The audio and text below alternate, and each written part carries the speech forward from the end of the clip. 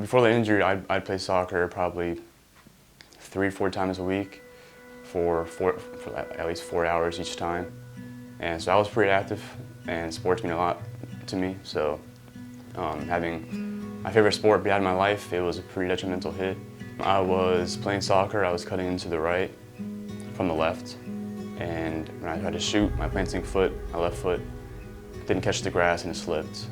And at the moment, I didn't feel anything too severe. I felt like, just a pop and some soreness, but evidently ended up being a broken foot.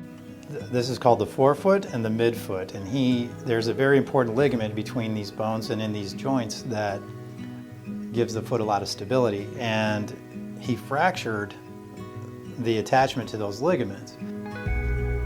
In order to stabilize this fracture, I had to use screws after I bring the joint back together to reduce it and anatomically align it.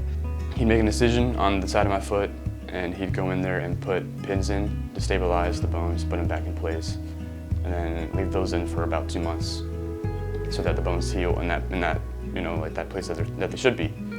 And second surgery, they take them out. I wasn't really nervous about the surgery. I was more nervous about the outcome, doing all this and not going back to playing soccer, or not being able to walk properly and stuff. That was what I was nervous about. I have full trust in the doctors and the nurses that take care of me, so that was never a problem. It was just the outcome. He's a very active guy. Trying to restore that for him in a time where there's all this uncertainty is a tough thing to do. And the best way that I approach those kinds of things is just a stepwise problem-solving process. Because the first thing, once we do the testing and couple that with the exam and we can figure out what the problem is, well then, the treatment's there. We can go through the steps to get him back to where he wants to be. So you're playing sports again? Mm-hmm. Yeah. So tell me about the first time you came back to playing some active sport. The first time I came back,